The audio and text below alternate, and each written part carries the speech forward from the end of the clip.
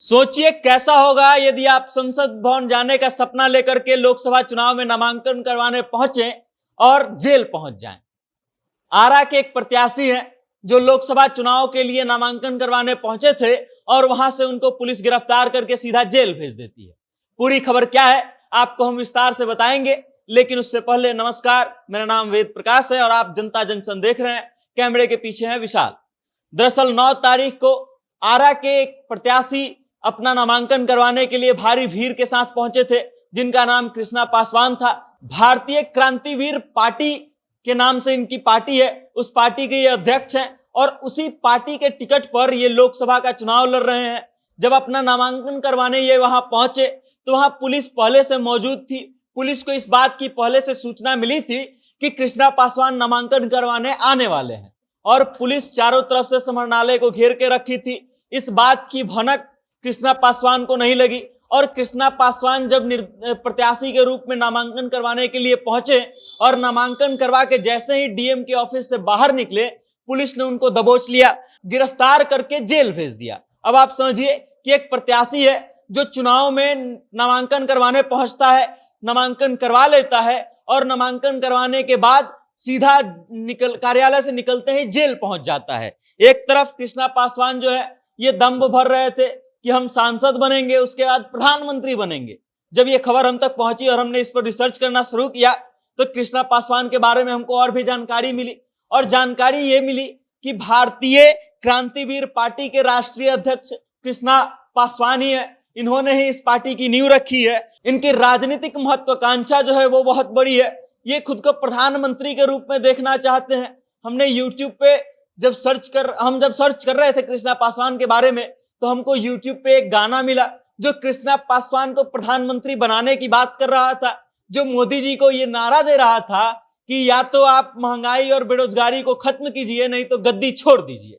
और समझिए कि कैसे एक व्यक्ति जो भारत का प्रधानमंत्री बनना चाहता है, कैसे एक व्यक्ति जो लोकसभा का चुनाव लड़के संसद भवन पहुंचना चाहता है, वो चुनाव में नामांकन करवाने जाता है और निकलते ही जेल पहुंच जाता है। दरअसल हुआ ये कि कृष्णा पासवान पर वैसे तो कई तरह के आपराधिक मामले दर्ज हैं, लेकिन उन पे एक मामला है 307 का, धारा 307 लगा हुआ है, हत्या के प्रयास का एक मुकदमा है जिसके कारण उनको जेल जाना पड़ा। दरअसल इस हत्या के प्रयास के मुकदमे के बाद से वो फरार चल रहे थे और कई दिनों से पुलिस उनकी तलाश कर रही थी, लेकिन पुलिस के हत्थे ये चढ़ नहीं रहे थे। और जब पुलिस को ये भनक लगी कि कृष्णा पासवान भी नामांकन करवाने के लिए आरा के समाहरणालय में पहुंचने वाले हैं तो पुलिस ने पूरा चाक चौबंद किया, मामले को दुरुस्त किया, चारों तरफ से घेर करके समाहरणालय को रखा और जैसे ही कृष्णा पासवान नामांकन के लिए पहुंचे, डीएम कार्यालय में गए, अपना नामांकन पत्र सौंपा और उसके बाद बाहर निकले, पुलिस ने उनको पकड़ लिया और पकड़ करके सीधा जेल भेज दिया। अब आप समझिए कि कृष्णा पासवान जो थे इन सब चीजों से अनजान थे, उनको बिल्कुल इस बात की भनक तक नहीं लगी कि पुलिस उनके लिए वहां पे मौजूद है। वो अंदर गए, बाहर आए और फिर पकड़े गए। मतलब आप समझिए कि कृष्णा पासवान नामांकन के लिए जब आए होंगे, उन्होंने पुलिस के जत्था को देखा भी होगा, लेकिन उनको इस बात की भनक तक नहीं लगी कि वो पुलिस का जो जत्था अगल बगल खड़ी है, आसपास खड़ी है, वो उनको पकड़ने के लिए आई है। और उसके बाद कृष्णा पासवान को पकड़ लिया जाता है, उनको हिरासत में ले लिया जाता है और उसके बाद जेल भेज दिया जाता है। भोजपुर के एसपी नीरज कुमार का कहना है कि अब उनको न्यायालय के सामने पेश किया जाएगा और न्यायालय डिसाइड करेगी कि उनके साथ आगे क्या करना है। लेकिन आप समझिए कि लोकसभा चुनाव में कैसे आपराधिक प्रवृत्ति के लोग भी अपना भाग्य आजमाते हैं, अपना किस्मत आजमाते हैं।